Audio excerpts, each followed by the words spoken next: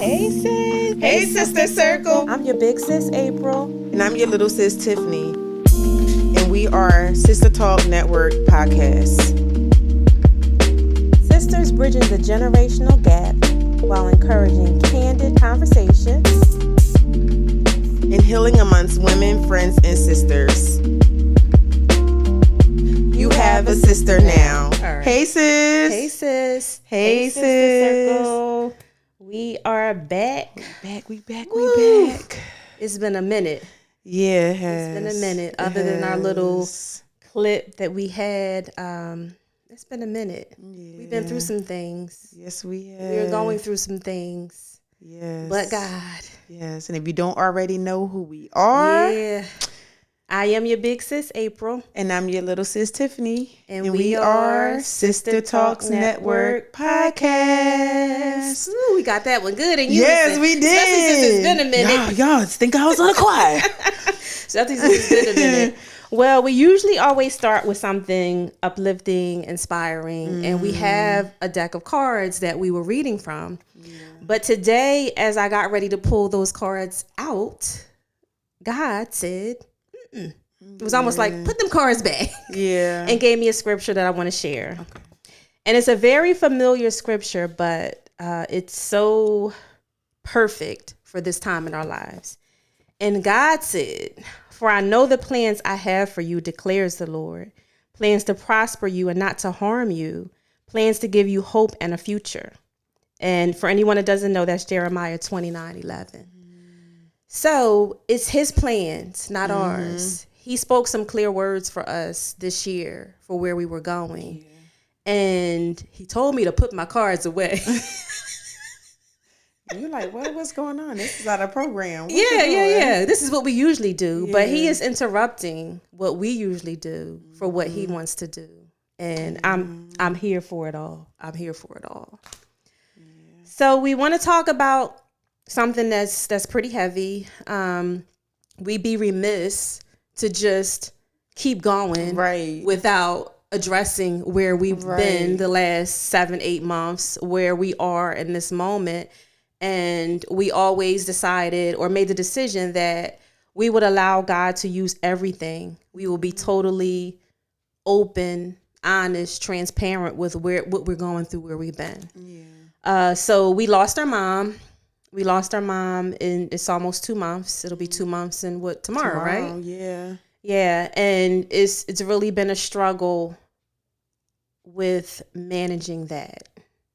So I'm going to take a step back and I'm going to let you speak for a minute and then you can bounce back to me. Okay. So I know like when we talked about like what we wanted this episode to look like, because it's hard. Just over like recapping, what's been going on, because, some of the episodes, if you look back, you can kind of have like those aha moments looking back of like, oh, this was going on, because you've seen some emotions, but we were still pushing through. Mm-hmm. So our mom got sick. She had some swelling in her legs, what ultimately was the reason for her going to the hospital fighting. Mm-hmm. But she went, she's going to the hospital and then finding out a whole bunch of other health issues. And it was just a mixture of, if we got good news, it was but this. Mm-hmm. Okay, well, we fixed this, but this. And just a constant battle of her overall health. Before she went to the hospital, we both had conversations with her about her eating and the sugar and the Jolly Ranchers in her pocketbook, which was still there. Yeah. Still are, because I still had that purse. They still in there, y'all. Still there up until like even being in the hospital, to trying to bribe people to bring her cookies, I think it was, to the hospital, and her just being tired of being there. One of the things that I did want to highlight that really gave me peace with even her being in the hospital. Because we being honest, we thought she was going to come out. Mm-hmm. We had all on plans on, okay, how does this work when she comes out? Where is she going when she comes out of the hospital? And making those preparations, and even doing scheduling so that somebody was there with her. Mm-hmm. And yeah, it's been hard and it's been unreal. Just even talking about it now is really hard because in some instances I still feel like she gonna come through that door and cuss me out about something. I still feel like she gonna tell me, well, you need to do this when it comes to raising your kids, or you need to do this, or you need to do this. Always got an opinion. Yeah. Mm-hmm. Or then tell me I need to take a break, but I need to clean my house at the same time. Like, which one you want me to do? Because I can't do both. Like, what's it gonna be? Yeah. What's it gonna be? But even with her, when she was in the hospital, and this goes for anybody and everybody who came to see her, called her, sent her a text message in that time, I want those people to understand how much it meant to her. Mm-hmm. The last time I had a coherent conversation with the mom, she was expressing that she didn't know that when she was going through that many people would be there. Mm-hmm. And I'm sad it took that in order for her to realize, sad, pissed, angry, mm-hmm. sometimes want to throw something. Mm-hmm. But for her to feel the overwhelming sense of love and just understanding who she was to everybody that came to see her in that time, I'm glad that, if not for anything else, that she did get a chance to see it before she left. Yeah, that's huge. That's huge. And it's a lesson to us, mm-hmm. y'all, our sisters, and showing that love when things are good. Mm-hmm. I even think back to some conversations that I had with some people after she passed, and not feeling like they may have spent as much time with her as I thought they should have. Mm-hmm. And almost wondering how they felt because she was gone now and you don't have that opportunity. Like, a missed opportunity is nothing good to feel. Like, I can't even imagine what that feels like. So I'm thankful that we had that time with her. To you, like the one day lay in the bed with her. And to me, the last day that we spent together while she was coherent, and me having a chance to wash her hair. Purple was her favorite color. To get her a beautiful lavender scarf, which I still haven't had the strength to wear yet. Yeah. Some little lavender, little fake, diamond earrings, and just have a good day to watch the morning service together and watching her praising and lifting her hands up until later that day when I got ready to leave. And the last things that we said is, she put her hand up like she always did. Mm-hmm. See you later. And I said, I love you. She said, love you. And I left. But never knowing, like, you never know. Like God says, no man knows the day or the hour, that was going to be the last time that I saw her. And I just want to circle back to some of the things you said, like getting the diagnosis and me, because I'm like so practical. I'm Google. Google is my doctor. Yeah. So, okay, with this diagnosis, how much time does she have? And normally, from what I read, that, people could have like 5 years. So I'm like, okay. Then in my mind, I'm calculating, well, how old will the kids be in that time? And I know that she wanted more time with the kids. To her being hospitalized back in September of last year, to her going in the hospital this time, and this time was so different. And I want to share this with our sisters because it's like a healing for me, and just as not a warning, but a to be sensitive to the voice of God and what He's saying. Because when she went into the hospital this time, you okay? Yeah, I'm all right. I know it's a lot. I was just telling Tiff, pause for a minute, that it's like God has been dealing with me in a way where when I have to do something heavy, it's like the day before, I feel all the things like all of the stress, all of the heaviness. Yeah. And like yesterday, I felt like I could hardly even get up or function.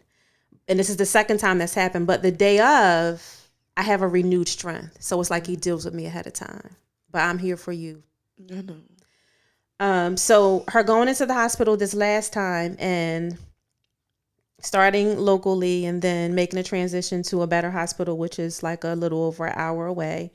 Same as she did the first time she went in. And her being there for a few days and me going, okay, now let's pause. Let's go back a little bit further because I'm getting ahead of myself. About a month prior to her passing, I had a dream. And I didn't share this with anybody except for my sister.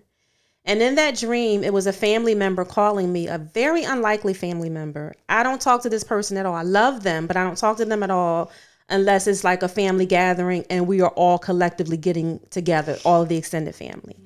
This person called me and they're starting to tell me that our mom had passed away. And they were beginning to tell me how beautiful that passing was, and it was glorious, and how God, the angels, and like all of these things. But I couldn't really hear everything that they were saying because all I could hear is myself screaming.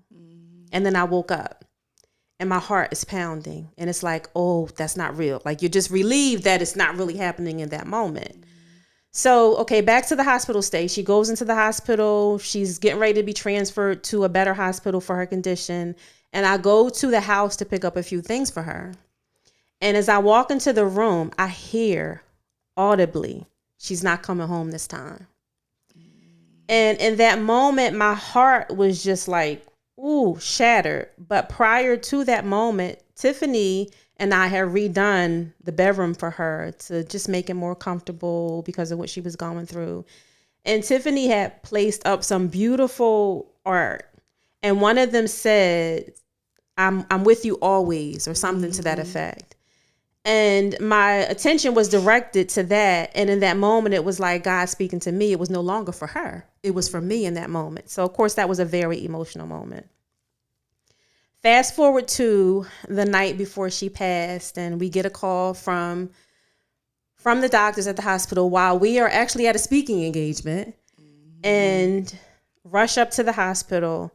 And I get there and I make a couple calls just for some people just to let them know. And I get a call from the front desk nurse is someone I can't remember. Someone else was there and wanted to come up, but somebody had to go down for that to happen. Okay, send them up.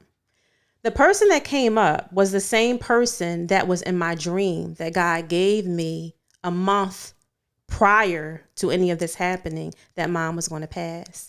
And it's a very unlikely person. That person would have never been there. So in that moment, I can hear God whispering, this is it. This is it. It's happening, to bring it all to reality for me.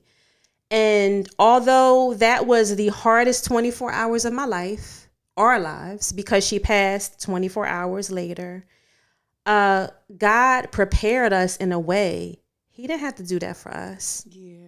He didn't have to show us any of that. Yeah. I remember having and some stuff sound crazy until it happens. So I dare you, no matter how crazy it sounds, if you don't tell somebody because it sounds crazy, write it down, take a mental note of it. And then when it comes to then when you actually see it happen, you're like, okay, it makes you trust God that much more once you see something happen. I remember back last year, September, mom was in the hospital. She was in the hospital right before her birthday. And I was freaking out because I had a dream, and on her tombstone was her birth. It was September 14th, which was her birthday. And then all I kept seeing was the end was 14. And I didn't understand. I honestly thought that we were going to lose our mom and she wasn't going to come home last September. So I'm like, oh my God, like what is going on? So then when the day that we was at the speaking engagement was February 12th. And that's when we got the phone call. They were switching her over to the ICU. She was unresponsive. You drove down there while it was raining, sleeting, everything else. I had to go home. My husband was not home. So I still had to go home to 3 kids to relieve my babysitter that night. Going home, tucking my kids in, and telling God, you can't, like, actually telling him what to do. God, forgive me. I love you. Thank you for your grace and your mercy, because you could have got me. Mm-hmm. But literally telling him, and this is how raw my prayers are, of, you cannot take my mom right now. I need to see her one more time. I need you to grant me the okay to drop these kids off at school and make it to the hospital. Because I could hear him, like somebody is standing right next to you, saying, I could take her now, but are you going to be okay with that? Mm-hmm. And just the amount of love for both of us to say, are you going to be okay with that? In no situation would I ever be okay, but just for him to say, to do a check-in with me and say, hey, these are your last final moments, and allowing us to have, which was the 13th, to let us have that one last day of praise and worship, talking to her on what she meant, and a whole lot of tears. After that, I went back to go pick up the kids, and I know you stayed with Mom.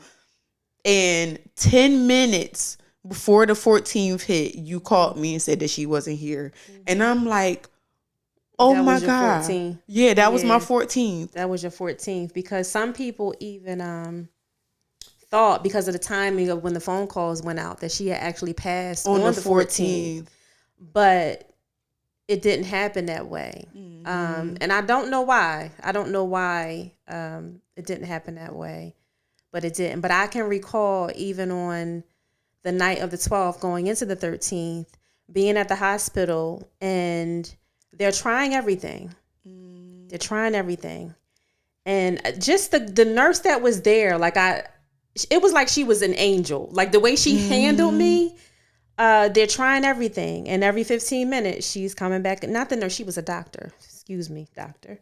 Young doctor, though. She kept coming back saying, okay, things are changing. She was handling me so gently.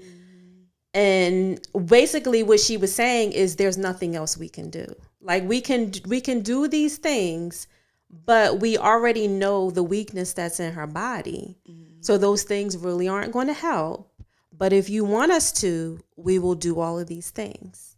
So that's why I'm so appreciative to God showing me that dream, reminding me in that moment of what he has said, because the torture that could have come along with being afraid of not making the right decision would have been something that I would not want to live with, or completely unimaginable. But it's like, okay, God, now it's in your hands, whatever you want to do. But I can remember telling you, because the doctor told me that night, I just wanted to be on the phone with you, like, as much as I could, although it was very hard. I'm not even going to pretend. I just wanted to put the phone down and cry and like be in my moment. But I remember the doctor telling me that, because of where she is, her blood pressure is here. Her blood pressure was like extremely low. Nothing they did would bring it up. So it's like she was just hanging out here, just like she didn't have far to drop at all for her body to just shut down.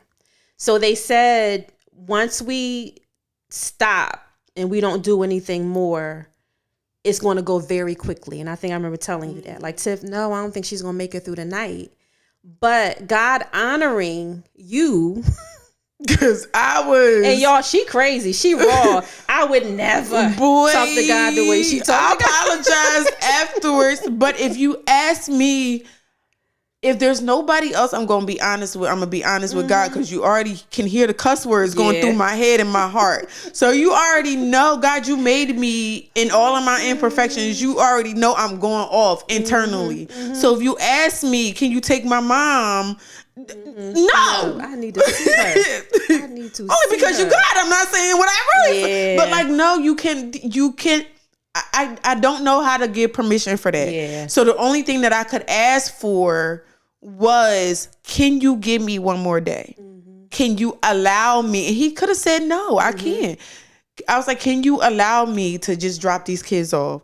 Allow me to make it there. And it was still sleeting. They decided to cut 3 lanes off on going to the bridge. And I'm like, and all my anxiety going across bridges, you want to do this today? You want to make it a 1-lane bridge?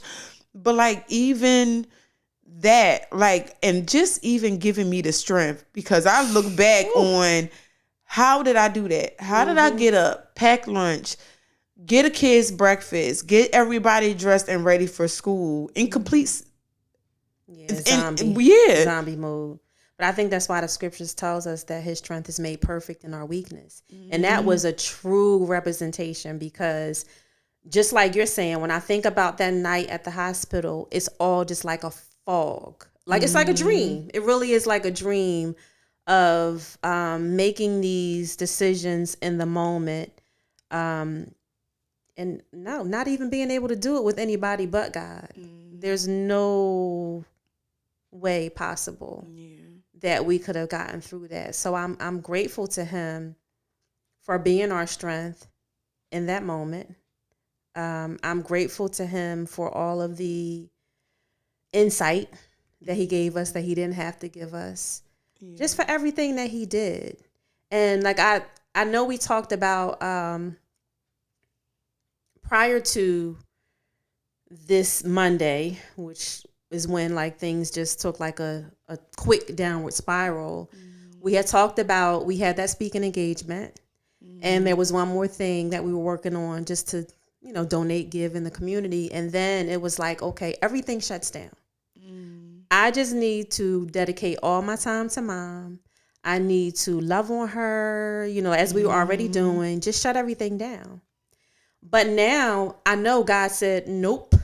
Yeah. Nope. Yeah, we planned on the 14th, spend Valentine's Day with her. And it was just like, okay, I'm gonna drop the kids off at school. I had bought all this Valentine's Day stuff. And it was just like, I discounted the time. Yeah. Oh, absolutely. And I feel like my whole life, I've been ignorant to time. And just like, oh, I have all the time, and and then it's not like that. Yeah.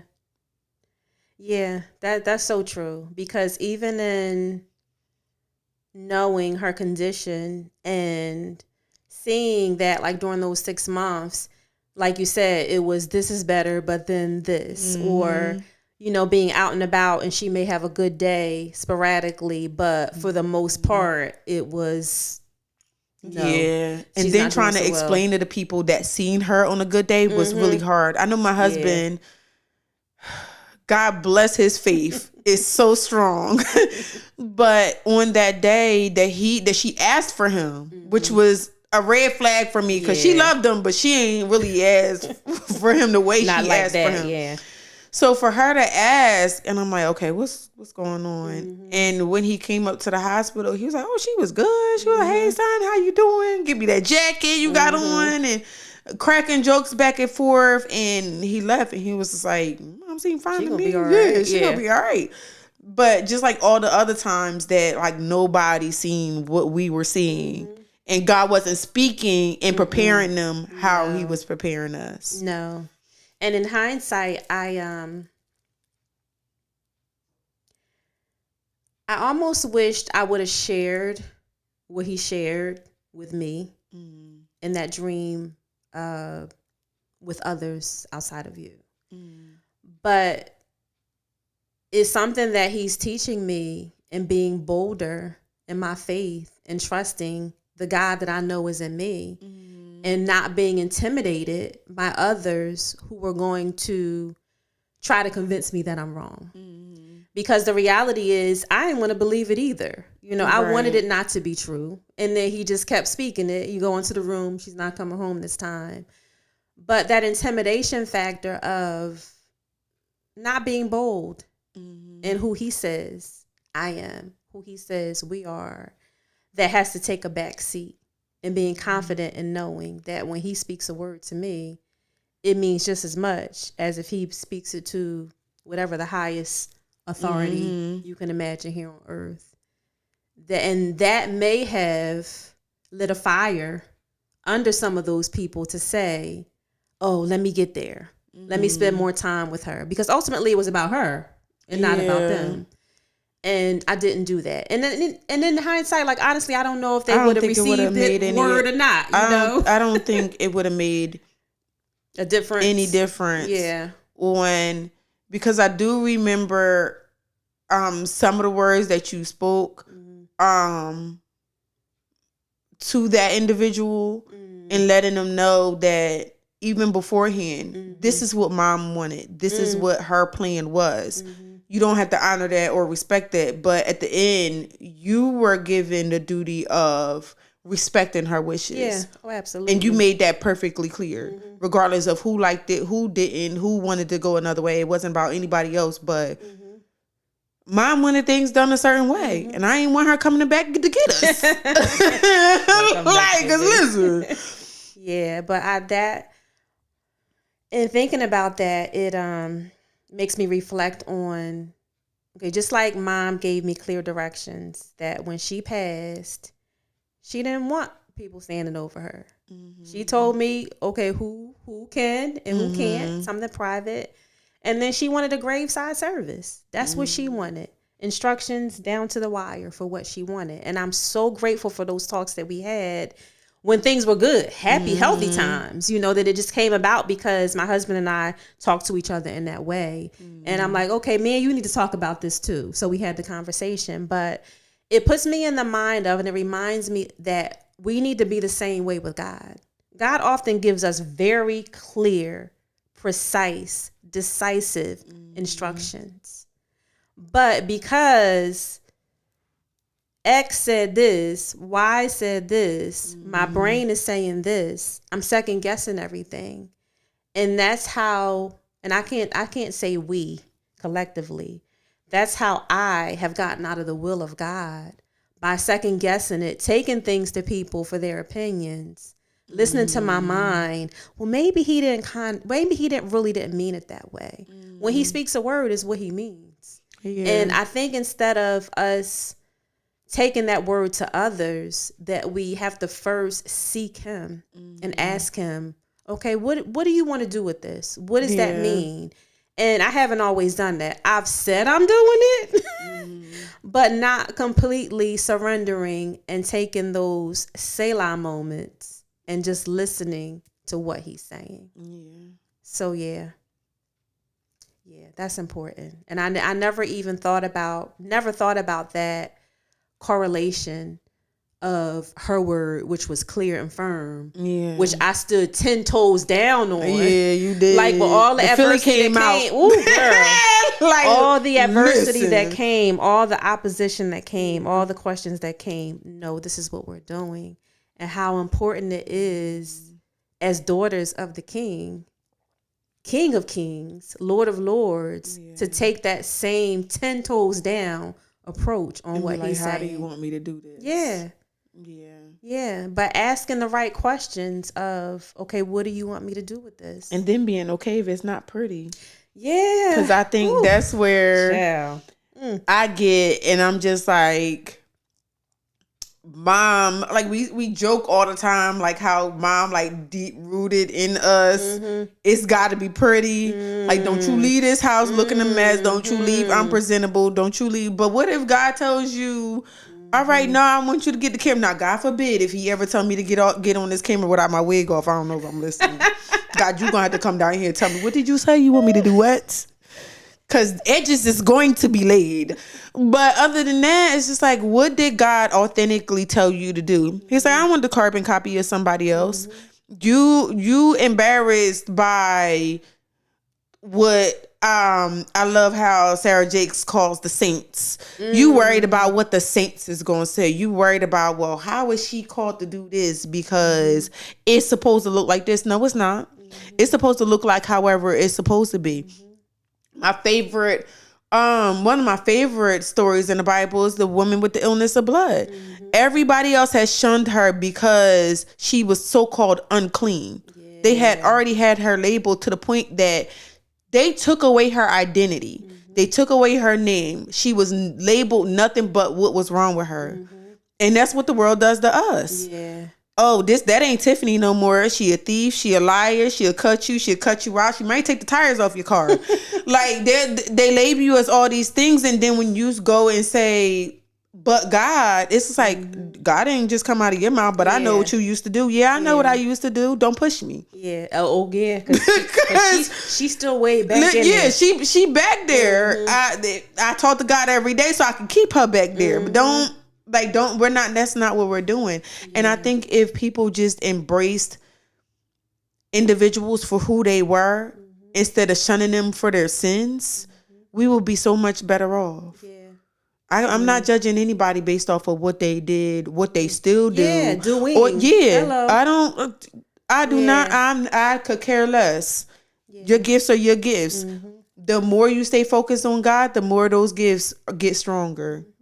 And them sins start to go away. You start, all right, I ain't cuss today when somebody cut me off. I didn't feel the need to roll down my window. I didn't need to do all of that because you know what? My gospel music is playing and I talked to God early this morning. I don't need to do that. And the sudden changes that happen as you spend more time.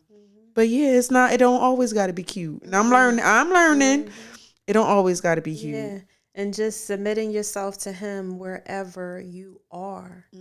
And the thing for me, like when I think about everything you said and those people that are judgmental, what's going on behind closed doors for you is my question. Because, and I know we've said it before, like you can't be nasty, you can't be mean, you can't be haughty and prideful.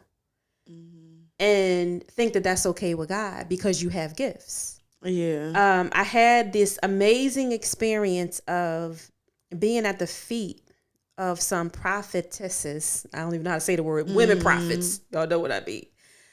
Who had a humility that I have never seen in my life.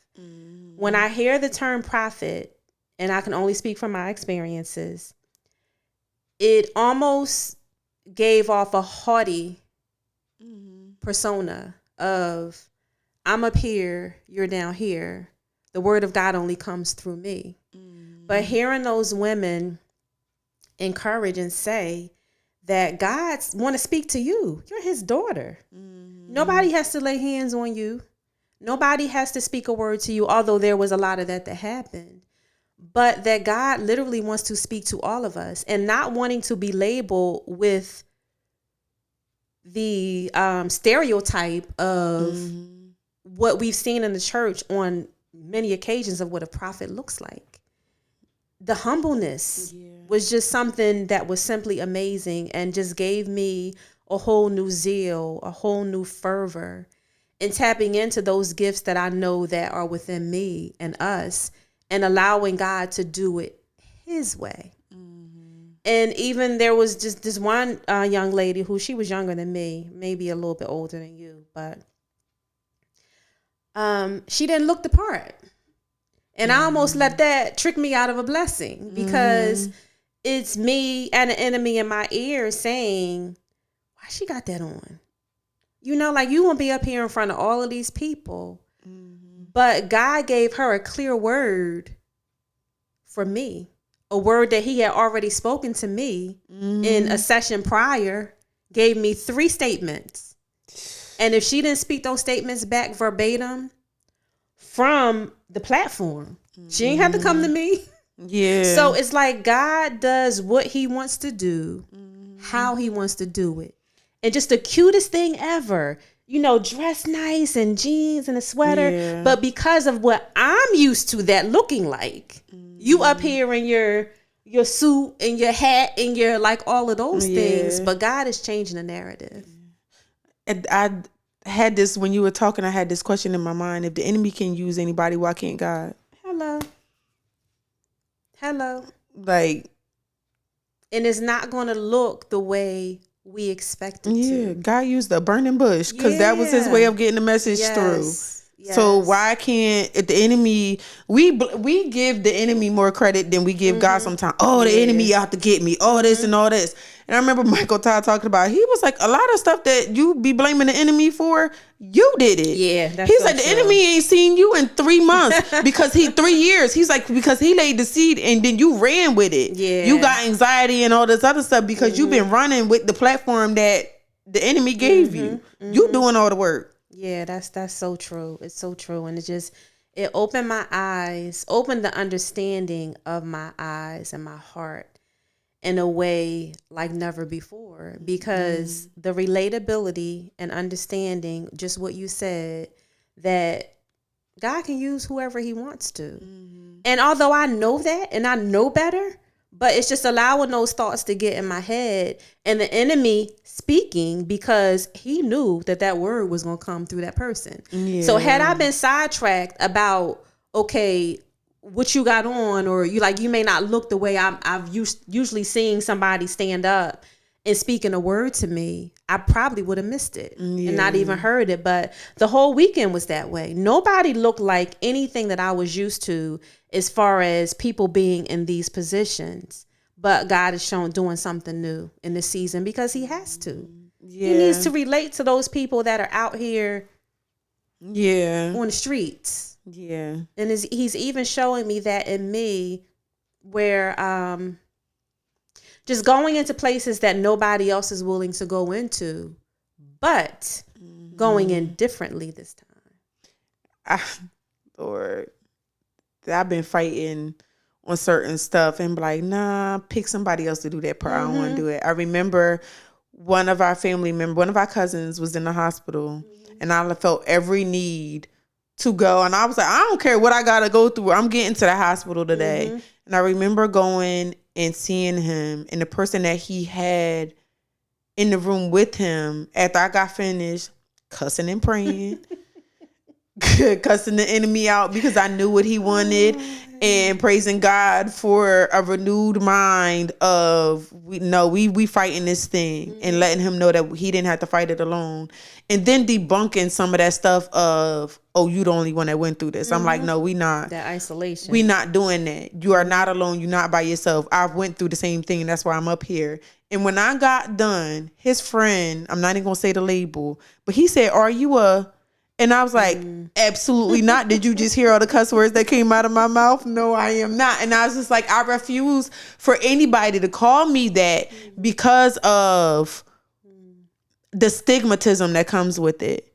But God's changing it. He's changing that. He is changing that. And some of those things are going to be for another episode. We actually going to take a quick break because this is heavy, and we're going to come back. So y'all come back with us. We're going to take a break, pause, and come back. But I just want to end by saying, and I said a little bit of this to you earlier, that I apologize for not showing up in the way I felt like I should have. And now understanding that it's because I see you through God's eyes, and I see you as who he says you are, which I'm not going to speak it because it's your story to tell and it's your story to speak. So I wasn't allowing myself to give you grace for where you are. And when I think about the Father and how gracious he is towards us, although he sees the end, he knows the plans he has for us, and he sees the end, but he gives us grace during that time. He walks with us. He sends those people to pull us up, pull us through. The Holy Spirit is our comforter. The Holy Spirit is our helper. But in my mind, for you, it's like, come on, girl. Yeah. Get to where you, come on. Stop playing, come on. But no. So I need to show up differently for you. And from this day forward, I am going to show up differently for you and meeting you where you are and allowing God to do the rest, just as he has connected me to people that are giving me that grace. And no judgment. They are pulling me up, but they're pulling me up with grace and gently pulling me up. So that's where we're going. But all right, y'all, we're going to take a pause. Yes. And we're going to wrap up here. Yes. And we're going to have to stay tuned for part 2. Stay tuned for part 2. We want to thank you for tuning in. As always, don't forget to like, subscribe, and share. Yes. If you haven't already joined our private Facebook group, please do. It's called Let's Talk Sis. It is a platform of amazing women that uplift, inspire each other as we are all on this journey of healing, growing, and evolving into the God-inspired version of ourselves. So if you haven't already joined, please join. And I guess we end with our question. I almost forgot about it. And that is, what does sisterhood mean to you, to us? And you want me to go first? Yeah.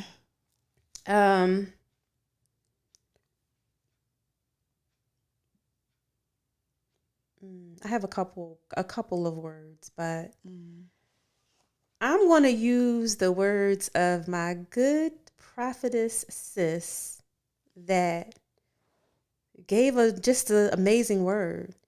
And she said in her session that in order to walk in purpose, which is very important, there is the need of, and I'm trying to think of the words because I have my words.